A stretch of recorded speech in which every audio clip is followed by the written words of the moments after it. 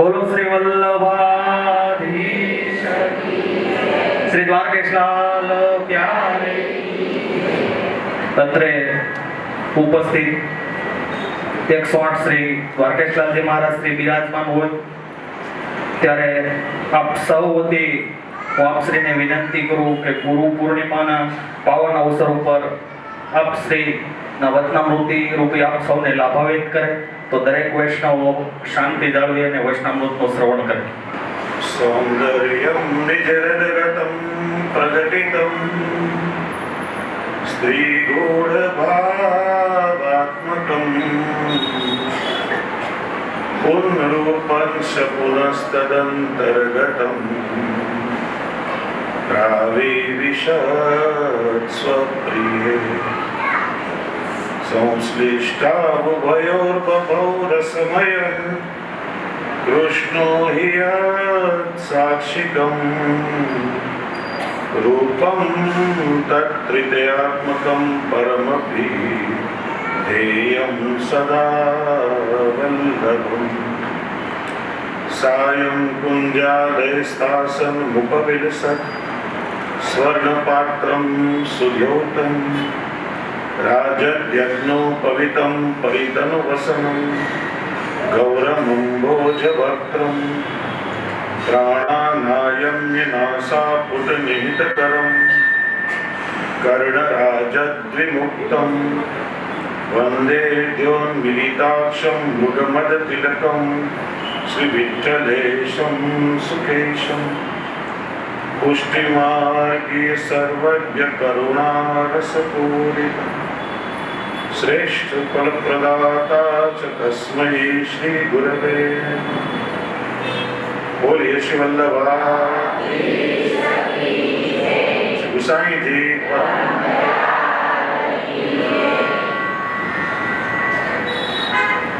श्री वल्लभ पुष्टि परिवार में खराब सौ आत्मीजनों स्वजनों कीर्तनकार श्री वल्लभना लाडीला कृपा पात्र वैष्णव भगवदीजनो 6 દિવસ પહેલા અષાઢ સુદ પૂર્ણિમાના દિવસે ગુરુ પૂર્ણિમાનો પાવન ઉત્સવ સંપન્ન થયો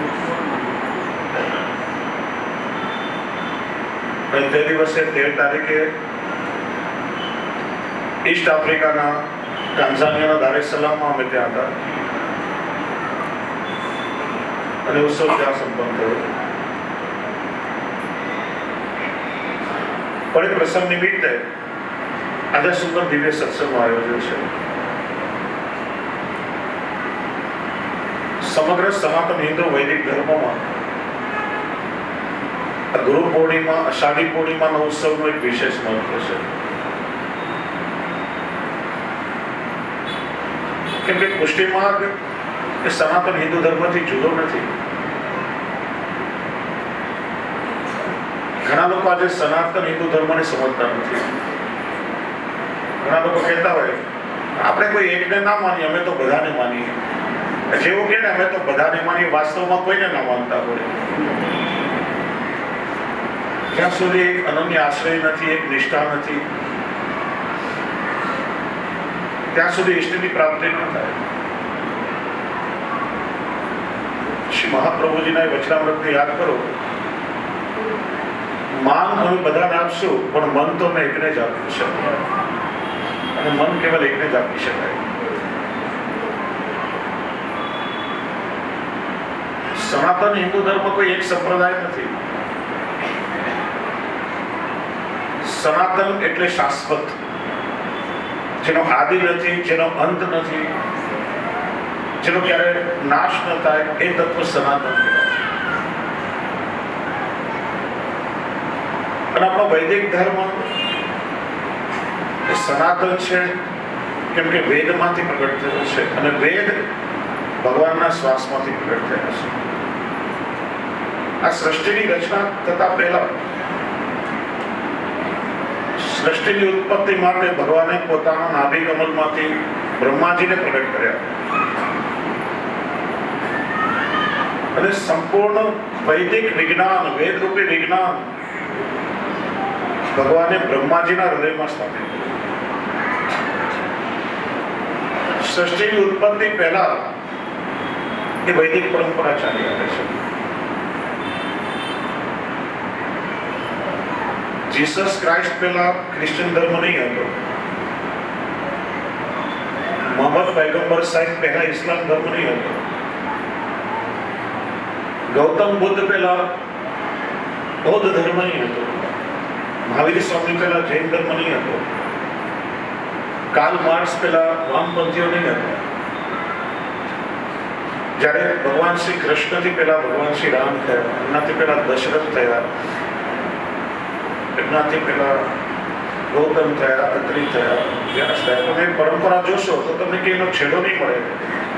સંપૂર્ણ પરંપરા એ પરબ્રહ્મ પર આવીને છે, જે અનાદિ છે, શાશ્વત છે. એટલે હિન્દુ ધર્મમાં જેટલા પણ સંપ્રદાયો છે, આ બધાનો મૂળ વેદ છે. અને બધા સંપ્રદાય ભેગા થાય ત્યારે સનાતન હિન્દુ વૈદિક ધર્મ કહેવાય. શ્રી મહાપ્રભુજી પુષ્ટિ માર્ગના આચાર્ય તો છે જ. દૈવી જીવોના ઉદ્ધાર માટે શ્રી મહાપ્રભુજી આ પુષ્ટિ માર્ગ, સેવા માર્ગ, અનુગ્રહાવલંબન માર્ગ પ્રગટ કર્યો. પણ વિશ્વાકાના ઉત્કર્ષનો સહજ સુંદર માર્ગ આપે બતાવ્યો. જે પ્રકારનો અધિકારી જે જીવ શરણમાં આવ્યો, કોઈ પ્રવાહી જીવ હતો તો એના ઉદ્ધારનો પ્રકાર બતાવ્યો, કોઈ મર્યાદા માર્ગી સાધન દશાનો જીવ આવ્યો તો એના ઉદ્ધારનું સાધન બતાવ્યું, અને કોઈ દૈવી જીવ આવ્યો, શુદ્ધ પુષ્ટિ જીવ આવ્યો તો એને શ્રી વલ્લભે સેવાનો માર્ગ બતાવ્યો. જીવ માત્રના ઉદ્ધારનો પ્રકાર બતાવ્યો. એટલે આખું વિશ્વ આપણે જગત ગુરુ તરીકે પણ અભિવંદન કરે છે. આપણો અહોભાગ્ય છે કે આપણા પુષ્ટિ માર્ગી વૈષ્ણવના મૂળ ગુરુ આપણા આચાર્ય એ મહાપ્રભુ શ્રી વલ્લભાચાર્યજી કેવલ કોઈ પ્રાકૃત કે લૌકિક મનુષ્યનો અવતાર નથી. શ્રી ગુસાઈજી આપ્યા કરે છે, વસ્તુતઃ કૃષ્ણ એવ સાક્ષાત ભગવદ વદનાવતાર શ્રી વલ્લભ સ્વરૂપે પ્રગટ થયો. સ્વયં પુરુષોત્તમ આપણને ગુરુના સ્વરૂપમાં મળ્યા છે. હમણાં જ કીર્તનમાં આપણે શ્રવણ કર્યું. ભગવાને પોતાના અવતારો પ્રગટ કરવાના કારણ ગીતાજીમાં બતાવ્યા. યદા યદા હિ ધર્મસ્ય ગ્લાનિર્ભવતિ ભારત અભ્યુત્થાનમ ધર્મસ્ય તદાત્માનમ સૃજામ્યહમ પરિત્રાણાય સાધૂનાં વિનાશાય ચ દુષ્કૃતાં ધર્મ સંસ્થાપનાર્થાય સંભવામિ યુગે યુગે. જ્યારે જ્યારે ધર્મની ગ્લાનિ થશે, ધર્મનો નાશ એવું નથી કર્યો. કેમ કે આપણે જોઈએ સનાતન તત્વ છે, એનો નાશ ન થાય. ક્યારેક થોડી ઝાંખપ આવે તો એને ઉજાડી પણ શકાય. ગ્લાનિ શબ્દ છે. જ્યારે ધર્મની ગ્લાનિ થશે, અધર્મ ફેલાશે, સાધુ પુરુષો પર અત્યાચાર થશે, ત્યારે ત્યારે અધર્મનો નાશ કરવા, સાધુ પુરુષોની રક્ષા કરવા અને ધર્મનું સ્થાપન કરવા હું સમય સમય અવતાર ધારણ કરીશ. ભગવાનના એ સંકલ્પ પ્રમાણે જ્યારે જ્યારે અવતાર કાર્ય કરવાની આવશ્યકતા આવી ત્યારે ભગવાને પોતાના અંશ, કલા, વિવાદી અવતારો પ્રગટ કર્યા. અને ધર્મનું સ્થાપન કરવા માટે ભગવાનના અંશાંશ અવતાર આચાર્ય, પ્રભુ પોતે આચાર્ય સ્વરૂપે પ્રગટ થયા. આદિગુરુ શંકરાચાર્ય રુદ્રાવતાર, રામાનુજાચાર્યજી શેષાવતાર, નિંબાર્કાચાર્યજી સુદર્શનનો અવતાર માનવામાં આવે છે, મધ્વાચાર્યજી વાયુનો અવતાર, અને મહાપ્રભુ શ્રી વલ્લભાચાર્યજી એ શ્રી કૃષ્ણાસ્ય આશ્રિત મુખારવિંદ. શ્રી એટલે સ્વામીજી અને કૃષ્ણ ઉભય સ્વરૂપના મુખારવિંદમાંથી વૈશ્વાનર અગ્નિ સ્વરૂપે પ્રગટ થાય. એટલે સાક્ષાત ભગવદ વદનાવતાર. આચાર્ય પ્રગટ થઈ ધર્મનું સ્થાપન કરવા, સમગ્ર વેદ શાસ્ત્રોનું મંથન કરી અને પોતાનું તત્વદર્શન, પોતાની ફિલોસોફી આ જગતને આપી. અને એમનું દર્શન જીવવા માટેની, આચરણમાં મૂકવા માટેની જે વ્યવસ્થા થઈ એ સંપ્રદાય કહેવાય. સંપ્રદાન ધાતુ પરથી સંપ્રદાય શબ્દ થયો. જેમાંથી જીવન જીવવા માટે આપણને કંઈક તત્વ પ્રાપ્ત થાય છે. દરેક સંપ્રદાયની પોતાની એક મૌલિક પરંપરા છે. સંપ્રદાયની ઇષ્ટ પરંપરા, આચાર્ય પરંપરા, દીક્ષા પરંપરા, નામ મંત્ર પરંપરા, દરેક સંપ્રદાયની સાધન પ્રણાલી જુદી છે, પણ લક્ષ્ય બધાનું એક જ છે, પોતાના ઈષ્ટની પ્રાપ્તિ. ઘણા લોકો કહેતા હોય કે આપણા હિન્દુ ધર્મમાં આટલા બધા સંપ્રદાયો છે, આટલા ફિરકાઓ છે, આટલા પંથ છે. મૂળ 5 જ સંપ્રદાય છે ને એમાંથી જુદી જુદી શાખાઓ મેળવી એટલે આટલા જુદા જુદા પંથો ને ફિરકાઓ થયા. આપણે લોકોએ કેટલા ભાગલા પાડી નાખ્યા, ટુકડા કરી નાખ્યા. અન્ય ધર્મોમાં એક જ ઈશ્વર છે, એક જ પરંપરા છે. તો આપણામાં એવું કેમ નહીં? વાસ્તવમાં ભાગલા કે ટુકડા નથી, આ એક બહુ સુંદર વ્યવસ્થા છે, જેને તમે વિવિધતામાં એકતા કહી શકો. દુનિયાના કોઈ પણ દેશમાં તમે જાઓ, એક જ ધર્મ, એક જ ભાષા બોલાતી હશે, એક જ પરંપરા છે. ભારત દેશમાં લગભગ 1100 ભાષા બોલાય છે. આ 5 સંપ્રદાયો ઉપરાંત અનેક પંથ અને ફિરકાઓ છે. દરેક રાજ્યની ભાષા જુદી છે, પ્રાંતની ભાષા જુદી છે, પહેરવેશ જુદો છે, સંસ્કૃતિ જુદી, અને છતાં પણ આપણું ભારત અખંડ અને એક છે. એ આપણા દેશનું ગૌરવ છે. વિવિધતામાં એકતા છે. કોઈ તમને એવું કે આ યુનિવર્સિટી છે, તો યુનિવર્સિટીમાં કોમર્સ પણ હોય, આર્ટ્સ પણ હોય, સાયન્સ પણ હોય, કમ્પ્યુટર સાયન્સ પણ હોય, મેડિકલ સાયન્સ પણ હોય, એન્જિનિયરિંગ પણ હોય. તો આટલા બધા ટુકડા કેમ કરી નાખે, આટલા ભાગલા પડી નાખે? આ ભાગલા નથી, આ એજ્યુકેશનની વ્યવસ્થા છે. તમે એક ઘર બનાવો, તેમાં માસ્ટર બેડરૂમ પણ હોય, ચિલ્ડ્રન્સ રૂમ પણ હોય, ગેસ્ટ રૂમ પણ હોય, ઠાકોરજીને પધરાવવાના મંદિરની વ્યવસ્થા હોય, સ્ટોર રૂમ હોય, કિચન હોય, ટોયલેટ બાથરૂમ હોય, ડ્રોઈંગ રૂમ હોય, બધી વ્યવસ્થા હોય. તો તમે એવું કહેશો કે આ ઘરના ટુકડા કરી નાખે, ભાગલા પડી નાખે? એક જીવા માટેની વ્યવસ્થા છે. એમાં જુદા જુદા સંપ્રદાયો, સુંદર જુદી જુદી પરંપરાઓ છે ને એ ધર્મની જીવા માટેની વ્યવસ્થા છે. તો દરેક આચાર્યનું તત્વદર્શન જુદું છે. શ્રી મહાપ્રભુજીના દર્શનને આપણે શુદ્ધાદ્વૈત બ્રહ્મવાદ કહીએ છીએ. અને વિષ્ણુ સ્વામી મતનો સ્વીકાર કરી આપણે પ્રગટ કરેલો સંપ્રદાય એ પુષ્ટિ માર્ગી વૈષ્ણવ પરંપરા કહેવાય છે. શ્રી મહાપ્રભુજી સમગ્ર પુષ્ટિ માર્ગી વૈષ્ણવના આદ્ય ગુરુ છે, આપણા આચાર્ય છે. ગુરુ એ પોતાના ઉપદેશ દ્વારા શિષ્યના અજ્ઞાનને દૂર કરી જ્ઞાનના પ્રકાશમાં પ્રભુના દર્શન કરાવે, એના જીવનને પ્રકાશિત કરે. પણ આચાર્ય એટલે આચરતી આચર્યતી ચૈતી આચાર્ય, જેને ઉપદેશ દેવાની આવશ્યકતા નથી. એ પોતાના આચરણ દ્વારા જ પોતાના શિષ્યને બોલાવે. આપ સેવા કરી શીખવે શ્રી હરિ, ભક્તિ પક્ષ વૈભવ સુંદર કેવો.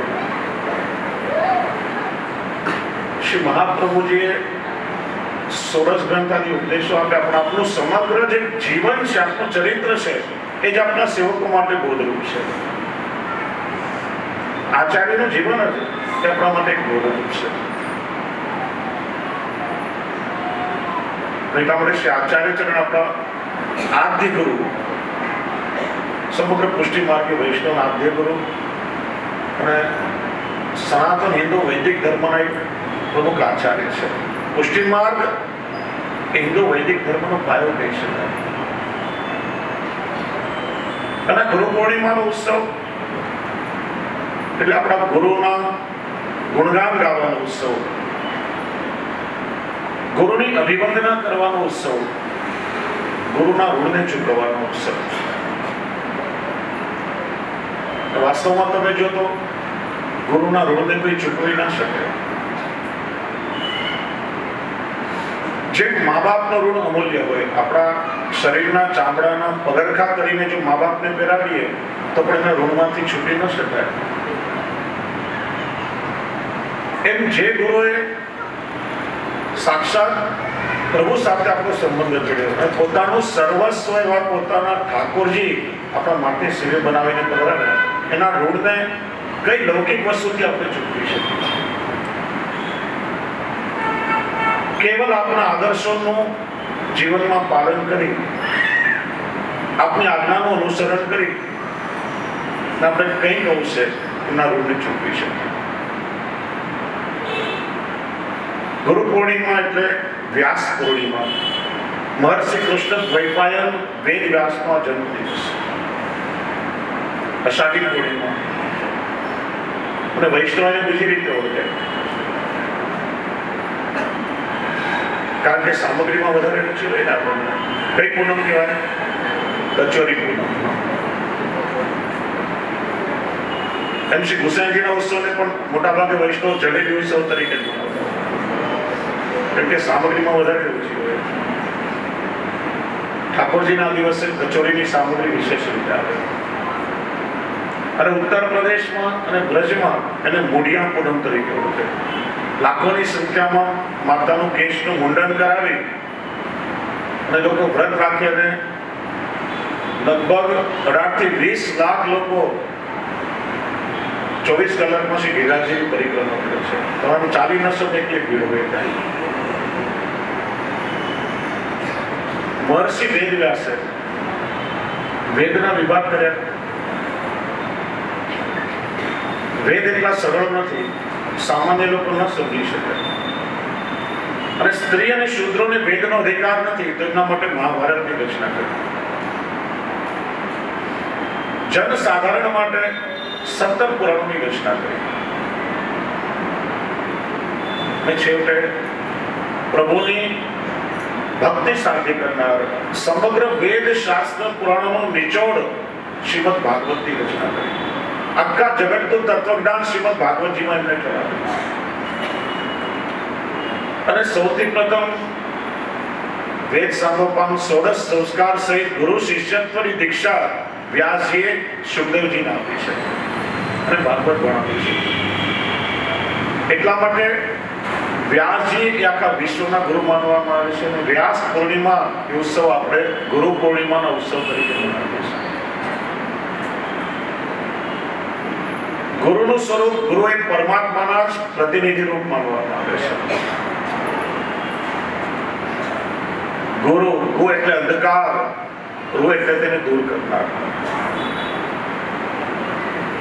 માનવીના જીવનમાં બે પ્રકારના અંધકાર છે. એક તો છે અજ્ઞાનતાનો અંધકાર.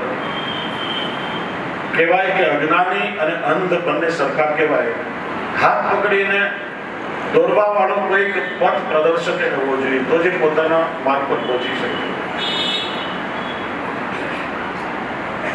પોતાના જ્ઞાનના પ્રકાશથી પોતાના શિષ્યના અજ્ઞાનતાનો અંધકાર દૂર કરી એના જીવનને પ્રકાશિત કરી અને જ્ઞાનના તેજમાં એ પ્રભુના દર્શન કરાવે, એટલા માટે ગુરુ કહેવાય છે. બીજો અંધકાર છે માતાના ઉદરનો અંધકાર. જીવાત્મા ગર્ભ સ્વરૂપે માતાના ઉદરમાં આવે, એનો જન્મ થાય, જીવન જીવે, મૃત્યુ થાય, ફરીથી માતાના ઉદરમાં આવે. આ જન્મ મરણનું પરિભ્રમણ સતત ચાલતું રહે છે જ્યાં સુધી મોક્ષ ન મળે. તો એ માતાના ઉદરના અંધકારમાંથી બહાર કાઢી અને જે મોક્ષ સુધી પહોંચાડે એ ગુરુ કહેવાય છે. પણ મોક્ષ એ મર્યાદા માર્ગે પડે છે,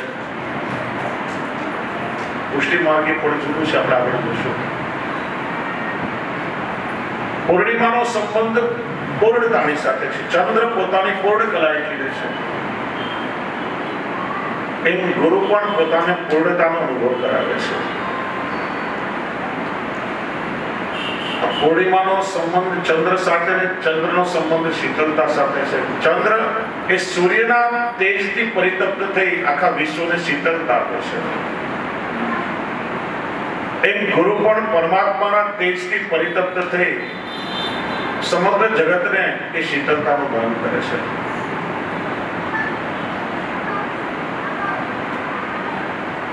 ગુરુ આ બે અક્ષરમાં સમગ્ર શાસ્ત્રનો સાર સમાયેલો છે. એના તો જેટલા ગુણગાન ગાઈએ એટલા ઓછા છે. સાત સમંદર મસી કરો, લેખની સબ અનરાઈ, ધરતી સબ કાગજ કરો, ગુરુ કી લીખ્યો ન જાય. સાતે સમુદ્રની શાહી બનાવીએ, આ જગતમાં જેટલા વૃક્ષો છે એની કલમ બનાવીએ ને સમગ્ર ધરતીનો કાગળ બનાવીએ અને ગુરુના ગુણગાન લખવા જઈએ તો આપણે એના ગુણગાન લખવા માટે જીવ સમર્થ નથી. યત્કિંચિત એ સ્વરૂપને સમજવાનો પ્રયત્ન કરીએ.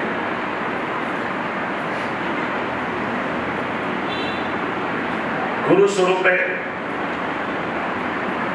મારો બ્રહ્મ પોતે છે. આ જગતનો ઉદ્ધાર કરવા માટે અવતાર ધારણ કરે છે.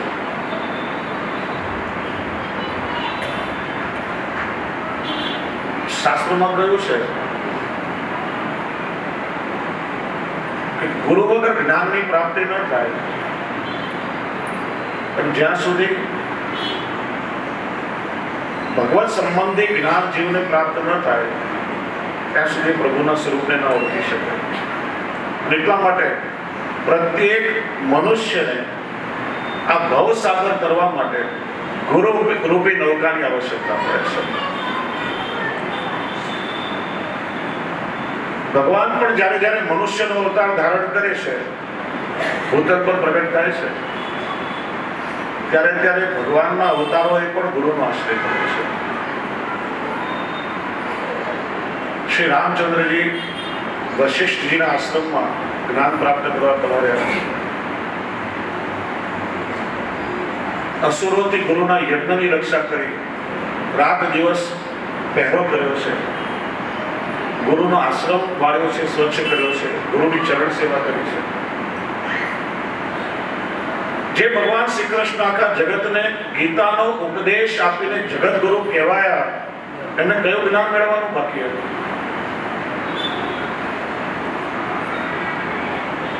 એ પણ ઉજ્જૈનમાં કાશ્ય સાંદીપની ઋષિના આશ્રમમાં વિદ્યાનું અધ્યયન કરવા પધારે છે. પણ ક્યારેક કંસને માર્યા પછી, ત્યાં સુધી તો કેટલાય કાર્યો ભગવાને કર્યા છે. 64 દિવસમાં 64 કલામાં ભગવાન પારંગત થયા છે. ગુરુના આશ્રમમાં રહી ગુરુના જૂઠન પાત્રો માંજ્યા છે, ગુરુનો આશ્રમ વાડીને સ્વચ્છ કર્યો છે, ગુરુના વસ્ત્ર ધોયા છે, ગુરુ પડે ત્યારે ગુરુની ચરણ સેવા કરી છે. યજ્ઞ માટે વનમાં સમિધા વીણવા માટે પધાર્યા છે. ભગવાનના અવતારોએ પણ ગુરુની સેવા કરી છે. અને છેલ્લે ગુરુ દક્ષિણામાં ગુરુના મૃત પુત્રને સજીવન કરી એમને સોંપ્યો છે. મનુષ્ય દેહને જ્યાં સુધી ગુરુની પ્રાપ્તિ ન થાય ત્યાં સુધીનો ઉદ્ધાર શક્ય નથી. એક પુરાણનો બહુ સરસ પ્રસંગ આવે છે. એકવાર ભગવાન વિષ્ણુ વૈકુંઠમાં નારદજીની સાથે કંઈક વાર્તાલાપ કરી રહ્યા હતા. ચર્ચા પૂરી થઈ, નારદજી પ્રભુને વંદન કરીને ઉભા થયા. ત્યારે ભગવાને પોતાના સેવકોને આજ્ઞા કરી કે નારદજી બેઠા હતા એ સ્થાન અપવિત્ર થયું છે, તમે એને જલ્દી ખાસા કરી નાખો. નારદજીએ સાંભળ્યું, આશ્ચર્ય થયું, પ્રભુ મારામાં કઈ એવી અપવિત્રતા છે? તો સદાય આપનો ગુણગાન કરું છું. હું બેઠો હતો એ સ્થાન આપણે કહ્યું કે અપવિત્ર થયું છે ને ખાસા કરો. ત્યારે ભગવાન કહ્યું, નારદજી તમે ન ગુરાશો, તમે હજી સુધી કોઈ ગુરુના શરણમાં ગયા નથી અને નગુરા માનવીની જીવનમાં ક્યારેક કોઈ ગતિ થઈ નથી. જ્યાં સુધી તમે ગુરુનો આશ્રય નહીં કરો ત્યાં સુધી તમારો ઉદ્ધાર શક્ય નથી. આ તમારો દેહ અપવિત્ર છે. પ્રભુ મને ગુરુ કઈ રીતે મળે? કોને મારો ગુરુ બનાવો? ભગવાને પરીક્ષા કરવી હતી. ભગવાને કહ્યું, એથી બહાર નીકળો, સીધા આગળ જાઓ. જે વ્યક્તિ સૌથી પ્રથમ તમને સામે મળે એને વંદન કરી અને તમે એના શિષ્ય બનો, એને ગુરુ સ્વરૂપે ધારણ કરો.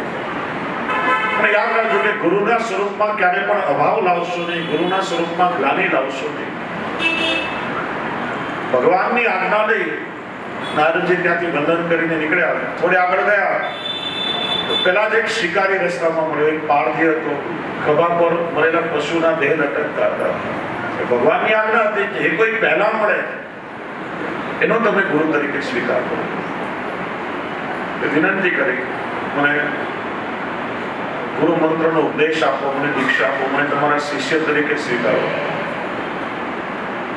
તો પારધી કે નારદજી તમે તો દેવર્ષિ નારદ છો, તો એક અધમયોનીનો પારધી છું, હું કઈ રીતે તમારો ગુરુ બનું? પણ પ્રભુની આજ્ઞા હતી કે નારદજી કે જ્યાં સુધી મને કંઠે નહીં બાંધો હું અન્ન જલ નહીં લઉં.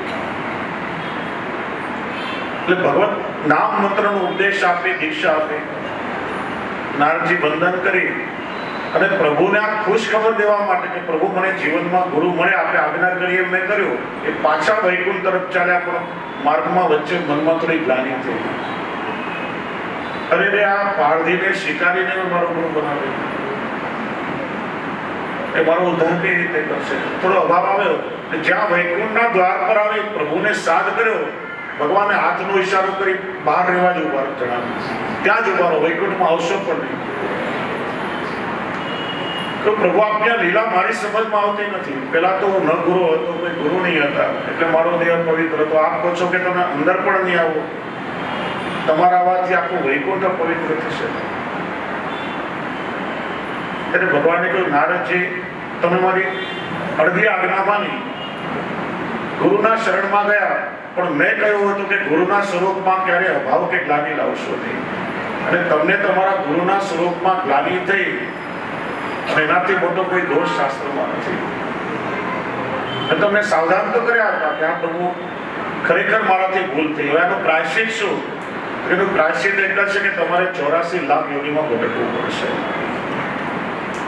નારદજી કે પ્રભુ આ 84 લાખ યોનિ કેવી હોય મને કઈ ખબર નથી, કઈ કૃપા કરીને મારું માર્ગદર્શન કરો. ભગવાન આમ થોડું જલ નાખી આરાવડા લીટા ચિત્રીને 84 લાખ યોનિનું ચિત્ર બનાવી નારદજીને બતાવ્યું કે જો આવી હોય 84 લાખ યોનિ. થોડી ચાલાકી કરી, ત્યાં જોઈને આલોટવા લાગ્યા. પ્રભુ 84 લાખ યોનિમાં મેં આલોટી લીધો, પણ કૃપા કરીને આ દંડમાંથી મને છોડાવો. ભગવાન હસવા લાગ્યા, નારદજી એક પારધીના રૂપમાં બીજો કોઈ નહીં, હું પોતે જ હતો અને મેં તમને કંઠી બાંધી છે, મેં તમારી પરીક્ષા કરી, એટલા માટે આ તમારા દોષમાંથી હું તમને મુક્ત કરું છું. પણ યાદ રાખો કે કોઈ ગુરુનો અપરાધ કરશે તો મારાથી પણ ક્ષમ્ય નહીં થાય, કેવલ ગુરુની કૃપાથી દૂર થશે. એટલા માટે આપણા શાસ્ત્રોમાં એ બારોબાર ગુરુનો મહિમા બતાવ્યો છે. ગુરુ એ પ્રભુના જ પ્રતિનિધિ રૂપ માનવામાં આવે છે. એટલા માટેની બહુ એક મોટી જવાબદારી છે. સમય પ્રમાણે આપણે ચર્ચા કરીએ તો ગુરુના અનેક પ્રકાર બતાવ્યા છે. કૂર્મ ગુરુ, ક્રૌંચ ગુરુ, કૃપા ગુરુ, વિદ્યા ગુરુ, દીક્ષા ગુરુ આદિ. પણ સમયના અનુરૂપ આપણે થોડી ચર્ચા કરીએ. બાળકના સૌથી પ્રથમ ગુરુ એના માતા પિતા કહેવાય છે, જે સંસ્કાર ગુરુ છે. પોતાના માતા પિતાનો બધાએ પૂર્ણ રૂપે આદર કરવો જોઈએ.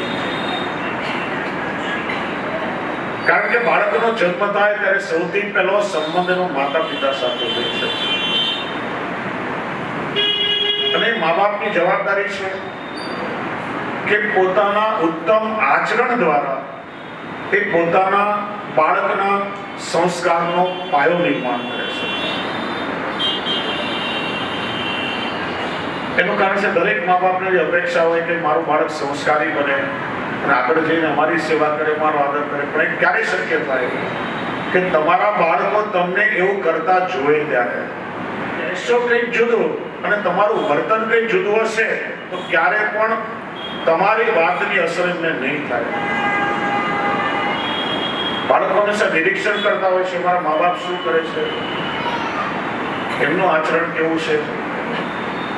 અને આપણને જોઈ જોઈને આપણા બાળકો કંઈક આચરણમાં મૂકવાનો પ્રયત્ન કરતા હોય છે.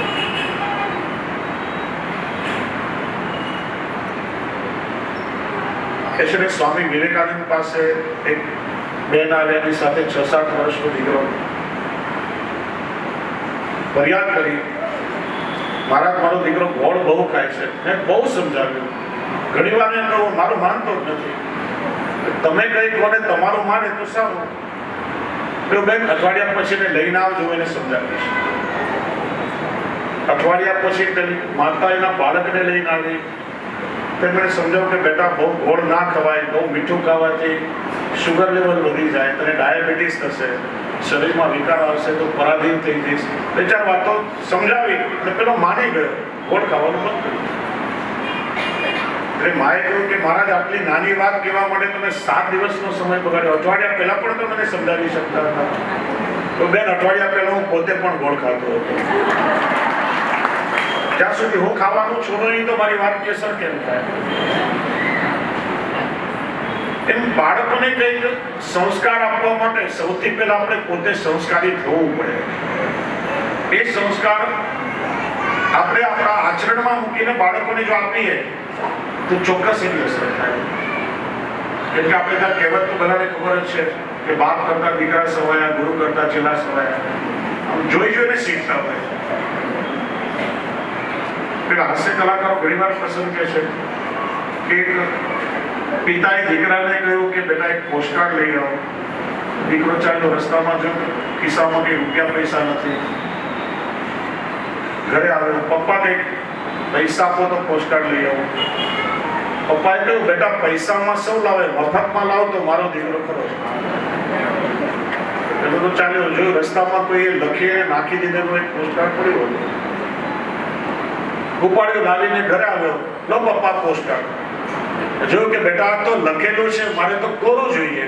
તરત જ દીકરાએ કહ્યું કે બાપા કોરા પર તો સૌ લખે, લખેલા પર લખ તો મારો બાપ સાચો. એમ આપણા જીવનમાં ઘણી વાર આવું થતું હોય, પણ આપણે લોકો એના માટે બહુ બેદરકાર છે. બાળકોને સંસ્કાર આપવા જે બહુ જરૂરી છે. વર્તમાન સમયમાં જો આપણે જોઈએ તો બહુ આજના સમયના પ્રેક્ટિકલ વાત કરું છું કે આપણે લોકો આપણા બાળકોને વારસામાં રૂપિયા, પૈસા, ગાડી, બંગલા, દાગીના, બેંક બેલેન્સ બધું આપીએ છીએ,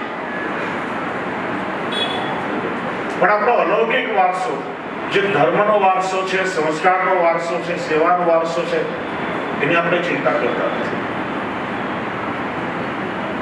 બેટા 7 પેઢી ખાય તો તારા માટે મૂકી જાઉં છું. આમ ખરેખર કોઈ મૂકીને જતા નથી, પણ મૂકીને જવું પડે છે. આ હકીકત છે.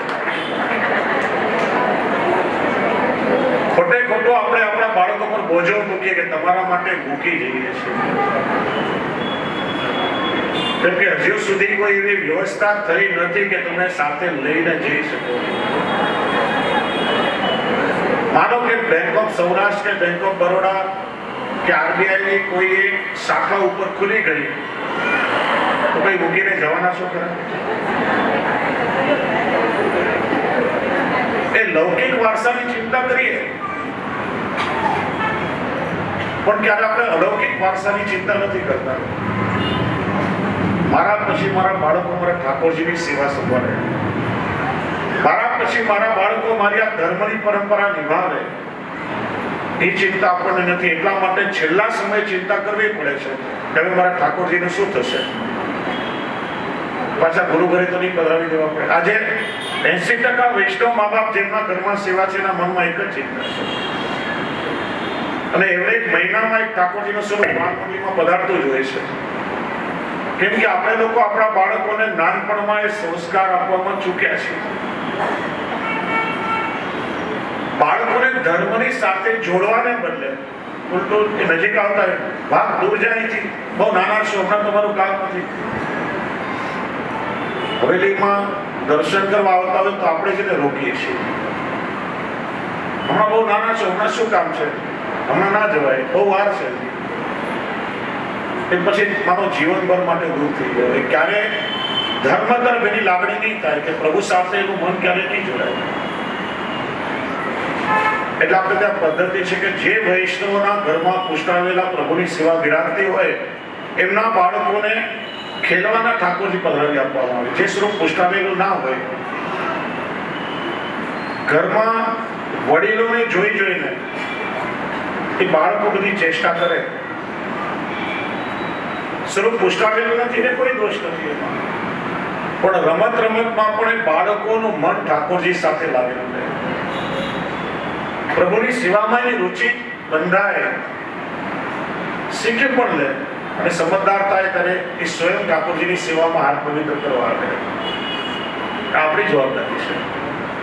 તમે સેવાથી એને દૂર કરી દો, વિમુખ કરી દો, પછી ઇન્ટરનેટ ગેમ આ તે જ્યાં એનું આખું મન બદલાઈ જાય, કંટાઈ જાય, ક્યારે પણ પ્રભુમાં મન નહીં લાગે. પછી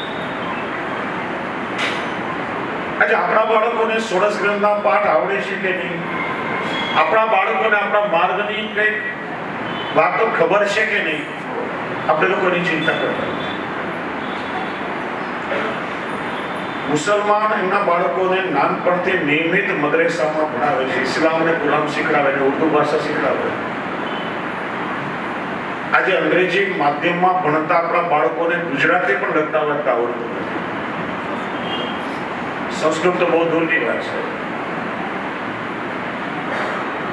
અને આ દેવ ભાષા આજે મૃત ભાષા થઈ ગઈ. એટલા માટે આપણે લોકો આપણા ધર્મ ગ્રંથોથી વંચિત રહી ગયા.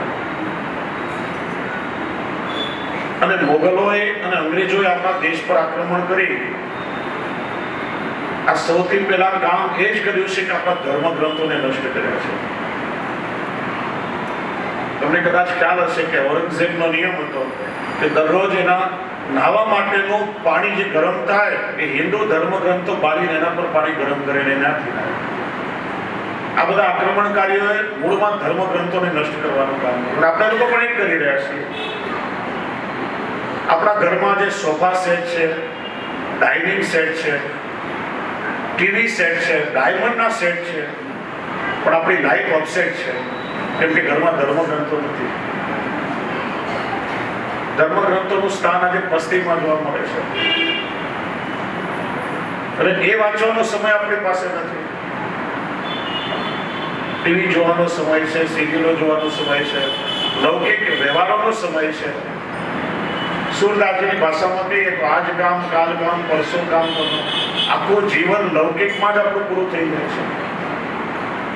આપણા ઉત્કર્ષ માટે એક ગ્રંથો આપણે વાંચીએ કે આપણા બાળકોને આપણે સમજાવીએ એ સમય આપણી પાસે નથી.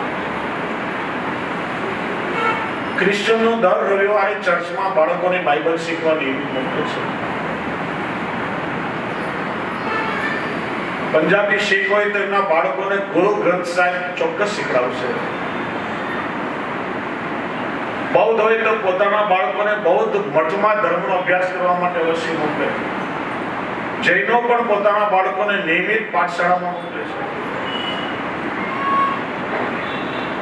આજે ઘરમાં તો ધર્મનું વાતાવરણ ઓછું થયું, પણ પાઠશાળા જેવી વ્યવસ્થા આપણે ત્યાં ચાલતા હોય તો પણ આપણે બાળકોને મોકલવામાં સંકોચ કરીએ છીએ. 90% આપણા હિન્દુ ભાઈ બહેન એવા હશે જેને હાથમાં ભગવદ્ ગીતા લીધી નહીં હોય કે ભગવદ્ ગીતા કે ભાગવતનો તફાવત પણ એને ખબર નથી. બે ચાર પ્રશ્ન પૂછું, ખાલી હાથ ઊંચો કરજો. જો હું પરીક્ષા નથી લેતો, આપણે આ પ્રસંગે આપણે આપવાને ઢંઢોળવી છે. આપણે ક્યાં છીએ આપણને ખ્યાલ હોવો જોઈએ. ખાલી હાથ ઊંચો કરજો. ભગવદ્ ગીતામાં કેટલા અધ્યાય છે તમારામાંથી કેટલાને ખબર છે? ખાલી હાથ ઊંચો કરજો. આમ સચ્ચાઈ છે. ચલો સારું, 30-35 જણને ખબર છે. ભાગવતજીમાં કેટલા સ્કંદ છે? 8-10 જણને ખબર છે. રામાયણમાં કેટલા કાંડ છે? એ રામ જાણે, આપણે શું લેવા જોઈએ? કારણ કે આપણે હિન્દુ ક્યાં છીએ. ચલો બીજો એક સામાન્ય પ્રશ્ન, ભગવદ્ ગીતા ભાગવતજીના કયા સ્કંદમાં કહેવાય છે? કયા સ્કંદમાં? 9માં, 10માં, 11માં? ભાઈ ભગવદ ગીતા ભાગવતમાં નથી, મહાભારતમાં. આ પેલા સાંભળ્યું છે એટલે ખબર છે બધાને. પણ આપણે લોકો તરત જ ભાગવતમાં ગીતા શોધવા બેસે. કે આપણે લોકો ભાગવતમાં જો ગીતા શોધીએ તો બાળકોને તમે શું ભણાવશો? આ પ્રશ્ન મારા નથી, આનો તમારા બાળકો તમને પૂછી રહ્યા છે. થોડા સમય પહેલા સોશિયલ મીડિયાની એક ચેનલે આપણા કોલેજમાં ભણતા હિન્દુ યુવક યુવતીઓને ઇન્ટરવ્યુ લીધો. वीडियो घणो वायरल थयो. एमने प्रश्न पूछा, रामचंद्र जी के कितने भाई थे? शायद 2-3 होंगे, हमको पता नहीं. कंस और रावण का क्या रिश्ता था? दोनों चचेरे भाई थे. शूर्पणखा कौन थी? कंस की मौसी की बेटी थी. कोई के राम की बेटी थी. जुदा जुदा जवाब મળ્યા. राम की बेटी. આવા બધા ઉત્તર જ ન મળ્યા. આ દશા છે આપણા હિન્દુ ધર્માવલંબીઓ. આપણો ધર્મ શું, આપણી પરંપરા શું, આપણી સંસ્કૃતિ શું, આપણા ધર્મ ગ્રંથો શું, એના મૂળની પણ ખબર નથી. થોડા સમય પહેલા બનેલી સત્ય ઘટના તમને કહું છે, મેં વારંવાર કહી છે. આપણા બધાના અંતરને ઢંઢોળી નાખેલી વાત છે. પરંપરાગત રૂઢિવાદી હિન્દુ પરિવારની એક દીકરીએ એક अन्य धर्मना युवक સાથે લગ્ન કર્યા. एक पिताना मित्र હતા, એમને મળવા આવ્યા કે आपकी बेटी ने अन्य धर्म के युवक के साथ निकाह किया है. હું સૌ को समझी सको तो आपने उसे रोका नहीं, आपने उसे समझाया नहीं कि मैं મારી દીકરીને સમજાવી પૂછું કે બેટા वो શા માટે તે કર્યું? જે ધર્મને આપણી પરંપરાથી કઈ લેવા દેવા નથી, બિલકુલ વિપરીત પરંપરા છે. ખાવા પીવાનું જુદું છે, જીવન પદ્ધતિ જુદી છે. તો કઈ રીતે ત્યાં સારું તે શા માટે કર્યું? આપણા હિન્દુઓમાં શું યુવકની કમી થઈ ગઈ? ત્યારે દીકરીએ જે જવાબ આપ્યો, દરેક મા બાપે વિચાર કરવો જોઈએ. પિતાજી 1 વર્ષથી પેલા યુવકના પ્રેમમાં હતી. એના ધર્મની બધી પરંપરા, એની પ્રાર્થનાઓ, એના રીત રિવાજો, પરંપરા બધું મને શીખવું. હું એની સાથે એના ધર્મસ્થાનમાં ઘણી વખત ગઈ, એની ફરજો મેં પૂરી કરી. ઘણી વાર મારા મનમાં બહુ પ્રશ્ન થતો અને મનમાં એવી ઈચ્છા થાય કે તમને કઈ પૂછું, પણ તમે અને મમ્મી તો વારંવાર ઘરમાં આખો દિવસ ઝઘડતા જુઓ.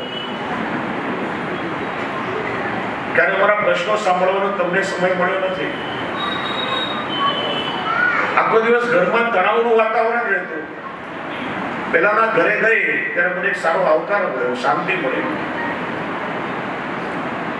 સમજણપૂર્વક ધર્માંતરણ કરીને મેં એની સાથે નિકાહ કર્યા. પણ એક વાતનો જવાબ દો કે 20 વર્ષમાં તમે મને શું શીખડાવ્યું કે જેનાથી હિન્દુ ધર્મ પ્રત્યે મને લાગણી થાય, કે મને કઈ પોષણ મળે?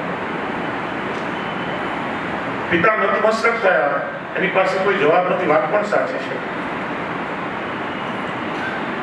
આ એક પરિવારની વાત નથી, આજે આપણા ઘરની વાત છે.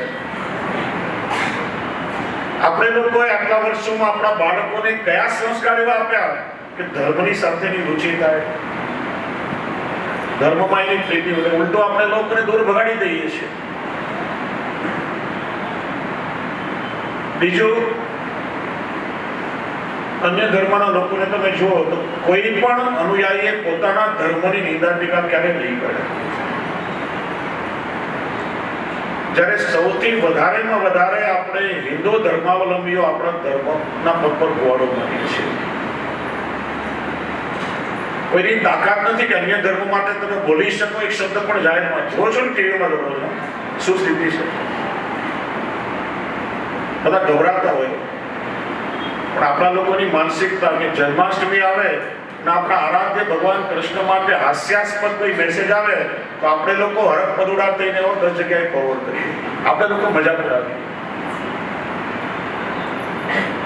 અન્ય ધર્મમાં કોઈ પણ એમના પ્રોડક્ટનું નામ કે કોઈ પણ પોતાના આરાધ્ય પરથી નહીં રાખે.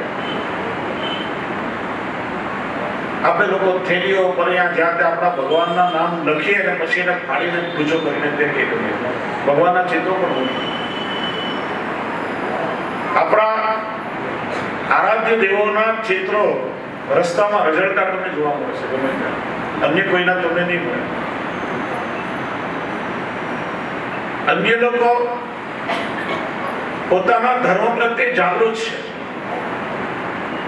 જ્યારે આપણે લોકો કેવલ એકબીજાની નિંદા ટીકા કરીને ટાંટિયા ખેંચવામાંથી ઊંચા આવતા નથી. ફલાણા બાપુએ આવો કર્યો, ફલાણી જગ્યાએ આવો થયું, ત્યાં ના જવાય, આમાં આવું છે.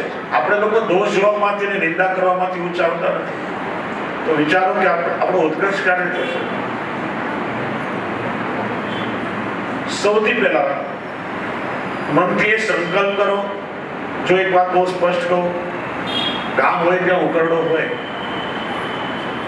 આપણામાં એ વિવેક હોવો જોઈએ ક્યાં જવું ને ક્યાં ના જવું. આજે એ વિવેક આપણામાં નથી. આજે લોકોને ખાલી દેખાવ અને દમ જોઈતો હોય છે. જ્યાં વધારે ભીડ ભેગી થાય એ સત બહુ મોટા. કોઈ જગ્યાએ માટી નમાવતા પહેલા તો જુઓ કે એની પરંપરા શું છે, એનો મૂળ શું છે, એમની કુળ પરંપરા શું છે. પછી તમે શ્રદ્ધાથી ત્યાં જાઓ. આજે કોને ત્યાં ટોળામાં જવાની આપણને આદત છે ને પછી દોષ દેખાય એના અંદર કોઈ કતર નિંદા કરવા લાગી, દોષ જોવાની વૃત્તિ થઈ જાય. થોડા સમય પહેલા કહેવાતા કથાકારે બ્રહ્મ સંબંધ આપતા હતા અને આમ ટોળામાં લોકો પાછા જાય, કોનો સત્સંગ કરવો, કોનો ના કરવો, કોની દીક્ષા લેવાય, આ બધો વિવેક આજે આપણામાં જ નથી રહ્યો. બીજાને શું દોષ દેવો? આ સંસ્કારનું ઘડતર આજે બાળકોને બહુ જરૂરી છે. મા બાપ એ સંસ્કાર ગુરુ છે. મા બાપ પોતાના ઉત્તમ સંસ્કારોથી પાયો ઘડે છે. પછી આવે સમય જીવનમાં વિદ્યા પ્રાપ્ત કરવાનો. આપણે એને વિશાળમાં અધ્યયન કરવા મૂકીએ છીએ. બીજા ગુરુ છે વિદ્યા ગુરુ, જેને આપણે શિક્ષક કહીએ છીએ. શિ એટલે શિસ્ત, ક્ષ એટલે ક્ષમા અને ક એટલે કલા. આ ત્રણનો સમન્વય થાય ત્યારે શિક્ષકનું સર્જન થાય. શિક્ષક એક શિલ્પકાર છે. કોઈ શિલ્પકારના હાથમાં કોઈ બેડોળ મલિન પથ્થર આવે તેની મલિનતા દૂર કરીને એક સુંદર મૂર્તિનું નિર્માણ કરે છે. એમ શિક્ષક પોતાના વિદ્યાર્થીના જીવનની મલિનતા દૂર કરી એના જીવન શિલ્પનું નિર્માણ કરે છે. ભણતર અને ગણતર દ્વારા એના જીવનનું ઘડતર કરે છે. અને માણસે જીવનમાં કેટલું જ્ઞાન મેળવ્યું એનાથી જ માણસના જીવનનું મૂલ્યાંકન થાય. લિયો ટોલ્સ્ટોયને કોઈ માણસે પૂછ્યું કે આ માણસનું મૂલ્યાંકન કેવી રીતે થાય, તો એક લોખંડનો ધાતુનો એક ટુકડો ઉપાડ્યો, તો આ ધાતુનો ટુકડો એની કિંમત 5-10 પૈસા.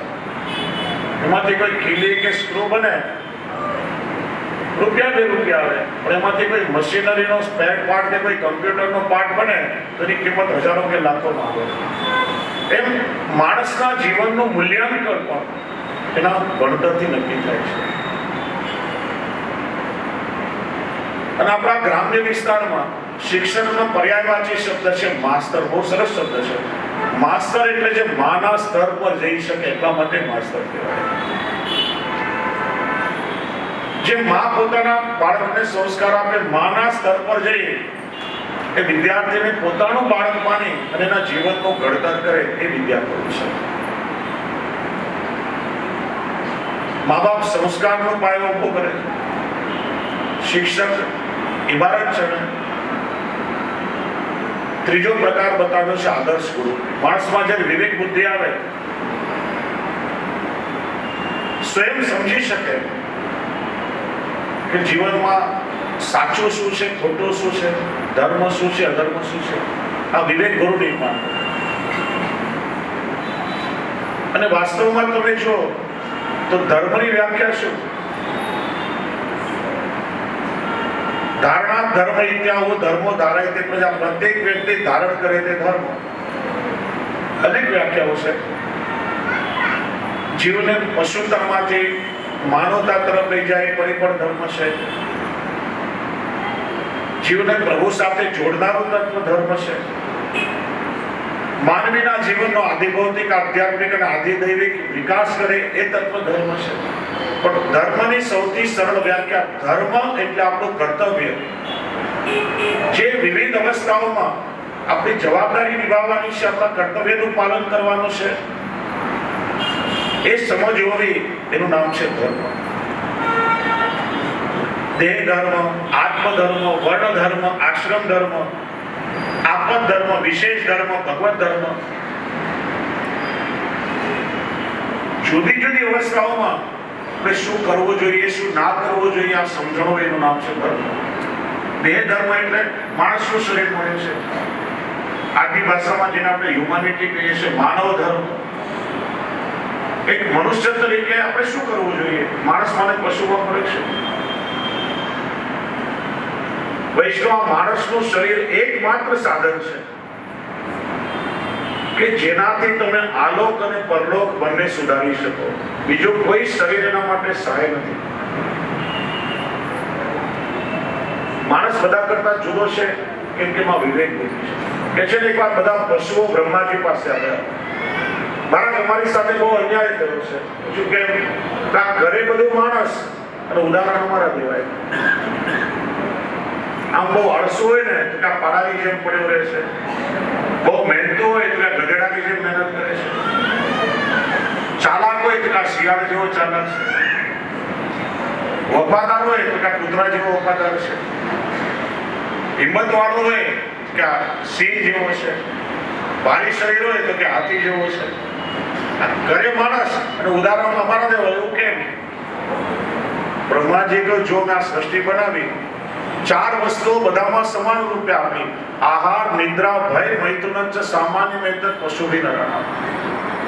આહાર, પશુ આખો દિવસ ચરે, ગમે ત્યાં રખડીને પોતાનું પેટ ભરી લે, એમ માણસ પણ પરિશ્રમ કરીને કોઈને કોઈ રીતે પોતાનું પેટ ભરી લે છે. કોઈ રાત્રે ભૂખ્યા સૂતા નથી. નિદ્રા, થાકીને પશુઓ ક્યાંક બેસે વિશ્રામ કરે, માણસ પણ થાકે તો નિદ્રાધીન થાય. ભય, દરેકને પોતાનાથી બળવાનનો ભય સતાવતો હોય, મૃત્યુનો ભય બધાને સતાવતો હોય, અને સૌથી મોટો ભય આ તો શું થશે, આ બહુ મોટો ભય છે. ભવિષ્યનો ભય જે આપણા હાથમાં નથી, પ્રભુના હાથમાં છે. દુકાન શરૂ કરી નથી, ઉદ્ઘાટન હોય, નુકસાન થશે તો. બહુ પરણીને ઘરમાં આવી, અમારા કયામાં નહીં રહેતો, આટલો ખર્ચો કરીને દીકરાને બનાવ્યો અને મા બાપને નહીં સાચવે તો. આ તોનો ભય બહુ ખરાબ છે. આપણને ખબર નથી વાસ્તવમાં. ઘણી વાર કહું કે એક દીકરીના લગ્ન થયા, 6 મહિના પછી પિયરે આવી તો મમ્મીએ કહ્યું, બેટા તું બહુ સુકાઈ ગઈ, ગરમાઈ ગઈ છે, શું વાત છે? આમ સાસરામાં તને બહુ દુઃખ પડે છે, તારો ધણી બરાબર નથી કે સાસુ સસરા વડે? ના મમ્મી, મારા સાસુ સસરા તો તમારા જેટલો પ્રેમ કરે, સાક્ષાત ભગવાન લો, અને મારો પતિ બહુ સારો છે, કોઈ દુઃખ નથી. તું ગરમાઈ કેમ ગઈ? મને એક વાતનો બહુ ડર લાગે. મારો વર સવારે જાગે કે જલ્દી જલ્દી ચા મૂક, નહીં તો મને બહુ ડર લાગે. શું આમ નાવાનું ગરમ પાણી કર, નહીં તો ચાલ મારું ટિફિન બનાવો, નહીં તો મને બહુ ડર લાગે. બેટા એકવાર પૂછી લે ને શું કરશે, ખબર પડે આપણને. આવી સાસરે સવારે જાગી અને પતિ કે જલ્દી ચા મૂક, નહીં તો શું કરશો? હું જાતે બનાવી લઈશ. આ દોનો બહુ ડર આપો. એટલે પશુ હોય કે માણસ, આ બધાને ભય તો હોય છે. આહાર, નિદ્રા, ભય. અને ચોથું, પ્રજાની ઉત્પત્તિ જેમ પશુ કરે છે, માણસ પણ પ્રજાની ઉત્પત્તિ કરે છે. તો માણસમાં અને પશુમાં ફરક શું? તો કહ્યું, ધર્મો હિ એકો અધિકો વિશેષ ધર્મેણ હિના પશુભિ સમાન. આ માણસને મેં વિવેક બુદ્ધિ આપી છે. બુદ્ધિથી માણસ વિચારશીલ છે. શું કરવું, શું ના કરવું, પાપ શું, પુણ્ય શું, ધર્મ શું, અધર્મ શું, માણસ વિચારી શકે છે. આ માતા કહેવાય, આ પિતા કહેવાય, આ પત્ની છે, આ ભાઈ છે, બેન છે, આ સંતાનો, આ ખાલી માણસમાં જ વિચાર શક્તિ છે, અન્ય પશુઓમાં નથી. અને માણસ વિચારશીલ છે એટલે એ પોતાની બુદ્ધિથી ધર્મ અધર્મનો ભેદ સમજી શકે. અને માણસ થઈ અને જે પોતાના ધર્મને છોડી દે એમાં પશુમાં કોઈ જાતો કરે. તો શું કરવું ને શું ના કરવું આ સમજણ હોવી જોઈએ ને. તમે જુઓ ને તો નાના બાળકને પૂછો તો પણ એને ખબર હોય. ચાલો 2-4 પ્રશ્ન તમને પૂછો, ખાલી હા કે નામાં જવાબ દે. ખાલી હા કે ના બધાએ વડે કહેવાનું. આપણે સાચું બોલવું જોઈએ,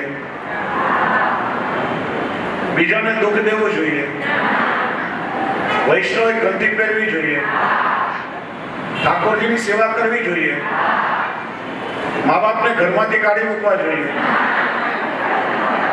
મા બાપની સેવા કરવી જોઈએ, બીજાનું જૂઠવીને ખાવું જોઈએ. બધાને ખબર છે, અમારું કામ જ નથી કઈ, બધાને ખબર જ છે શું કરવું જોઈએ. છતાં પણ મહાભારતનો એક પ્રસંગ છે. દુર્યોધન કહે છે, જાનામિ ધર્મમ ન એવ પ્રવૃત્તિ, જાનામિ અધર્મમ ન એવ નિવૃત્તિ. ધર્મ શું છે હું સારી રીતે જાણું છું, પણ એમાં મારું મન લાગતું નથી. અને અધર્મ શું છે પણ હું સારી રીતે જાણું છું, પણ એ મારાથી છૂટતો નથી.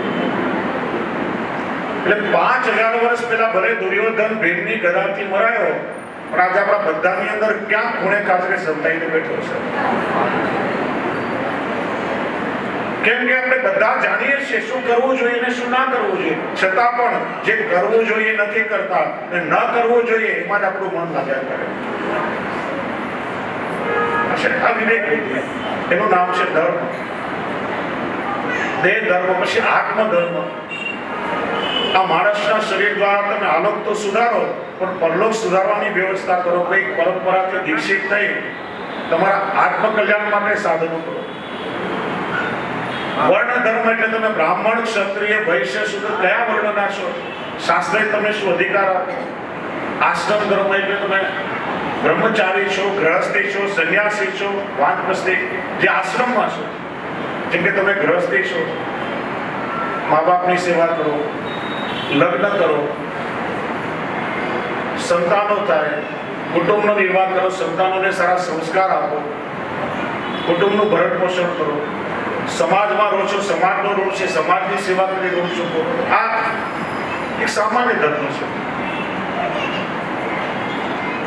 પછી આવે આપત ધર્મ. ક્યારેક કોઈ જીવનમાં આપતકાળ આવે ત્યારે શું કરવું શું ના કરવું, જેને ધર્માગ્રહ દર્શન કહેવાય. પુષ્ટિમાર્ગમાં સૌથી મહત્તા છે ભગવત ધર્મ, કેમ કે બધા ધર્મોને ધારણ કરનાર ધર્મી સ્વયં ભગવાન છે. ઠાકોરજીના સુખનો વિચાર કરો એ વૈષ્ણવનો શ્રેષ્ઠ ધર્મ. ત્યાં બધા બીજા ધર્મ ગૌણ થઈ જાય. તો કહેવાનું હશે શું કરવું ને શું ના કરવું, આ માણસના શરીર થાય. એટલે આદર્શ ગુરુ આપણી બુદ્ધિથી વિચાર કરી અને દરેક કોઈ વ્યક્તિ હોય કે વસ્તુ એમાંથી સારી વસ્તુ આપણે ગ્રહણ કરીએ. જે ભાગવતજીમાં કથા છે, દત્તાત્રેયજીએ 24 આદર્શ ગુરુ કર્યા. કરોડિયાને ગુરુ બનાવ્યો, પતંગને ગુરુ બનાવ્યો, મધમાખીને ભમરીને ગુરુ બનાવ્યો, પિંગલા નામની વેશ્યાથી આખો દિવસ ગ્રાહકની પ્રતીક્ષા કરી, સાંજે મનમાં ભાવનાથી ક્યારે આખું જીવન આમાં વેડફી નાખ્યું. આટલી ભગવાનની પ્રતીક્ષા કરી હોય તમને ભગવાન મળી જાય અને ભગવાનની પરમ ભક્ત થઈને પ્રભુને મળ્યા એ તરફ. બાણ બનાવનાર લુહાર રાજાની સવારી પસાર થઈ ગઈ, પણ પોતાના કાર્યમાં એટલો વ્યસ્ત હતો કે ખબર ના પડી. ત્યારે એની પાસે ગુણ ગ્રહણ કર્યો કે કોઈ પણ કામ તમે કરો તમે જ્યાં સુધી એકાગ્ર ન થાવ ત્યાં સુધી સફળતા ના મળે. એટલે જેની પાસેથી જે સારો ગુણ લાગ્યો એને ગ્રહણ કર્યો. એ છે આદર્શ ગુરુ, આત્મગુરુ. કરોડોમાં કોઈ એકાદ હોઈ શકે. ભગવાને અર્જુનને કહ્યું, ઉદ્ધરે આત્મનાત્માનમ નાત્માનમ ઓસાડે. તું પોતે તારું આત્મકલ્યાણ કર તો જ પોતે તારો ગુરુ બની જાય. પણ અર્જુનથી ના થઈ શક્યું અને છેવટે ભગવાનને કેવું પડ્યું, સર્વ ધર્માન પરિત્યજ્ય મામેકમ શરણમ વ્રજ અહં ત્વામ સર્વ પાપેભ્યો મોક્ષયિષ્યામિ મા શુચિ. હે અર્જુન, બધા જ વર્ણાશ્રમ ધર્મનો ત્યાગ કરે, હવે તું મારા શરણમાં આવ, હું તારો ઉદ્ધાર કરીશ, તારાથી તારો ઉદ્ધાર નહીં થાય. અને અર્જુને ભગવાનની બિનશરતી શરણાગતિ સ્વીકારી. શિષ્યસ્ત્યમ સાધિમાન ત્વામ પ્રપન્નમ. હે કૃષ્ણ, અત્યાર સુધી તમને માત્ર મારા મિત્ર કે સખા માનતો હતો, હવે તમે મારા ગુરુ પણ છો, તમે જે કહેશો એ કરીશ. અને ત્યાર પછી અર્જુનમાં પોતાનું પૌરુષત્વ આવ્યું, યુદ્ધ પણ કર્યું ને વિજયશ્રી પણ એને મળી છે. છેલ્લે આપણા ગુરુ છે કે આપણા દીક્ષા ગુરુ, ધર્મ ગુરુ, જે જીવાત્માને પ્રભુ સુધી પહોંચાડે છે, જેને લક્ષ્યની પ્રાપ્તિ કરાવે છે. એટલા માટે વૈષ્ણવ ગુરુની બહુ મોટી જવાબદારી છે. શ્રી મહાપ્રભુજી ગુરુના 4 લક્ષણો બતાવે છે, અને આજના સમયમાં થોડો ધ્યાનથી સાંભળો, સમજો તો એ વિવેક આવશે. ગુરુ કેવા હોવા જોઈએ? કૃષ્ણ સેવા પરમ ભિક્ષ દંભાદિ રહિતમ નરમ શ્રી ભાગવત તત્વજ્ઞમ ભજે જિજ્ઞાસુ રાધરા. ગુરુ એ કૃષ્ણ સેવા પરાયણ હોય, જે પોતે કૃષ્ણની સેવા કરે તો જે કૃષ્ણની સેવાનો ઉપદેશ આપી શકે. જેમ શ્રી મહાપ્રભુજી, શ્રી ગુસાઈજી પોતે સેવા કરી અને એ સેવાનો ઉપદેશ આપ્યો છે. ભગવત સેવા જ જેના જીવનનો આદર્શ છે. દંભાદિ રહિતમ, અહંકાર, ઈર્ષા, રાગ, દ્વેષ, ક્રોધ આ બધાથી જે પર છે, જેની ભગવત સેવા કેવળ દેખાવ કે દંભ માટે નથી, પણ વાસ્તવમાં જે પ્રભુના સુખનો વિચાર કરીને ભગવત સેવા પરાયણ છે. ઘણી વાર કોઈ વ્યક્તિને મળવું હોય, આપણે એની એપોઇન્ટમેન્ટ લઈએ તો કે આવતીકાલે 10 વાગે મારા ઘરે આવજો. આપણે સવારે જઈએ 10 વાગે, તો ઘરમાંથી આપણને કે દરરોજ આ ભાઈનો 9 થી 11 નો સમય સેવાનો છે.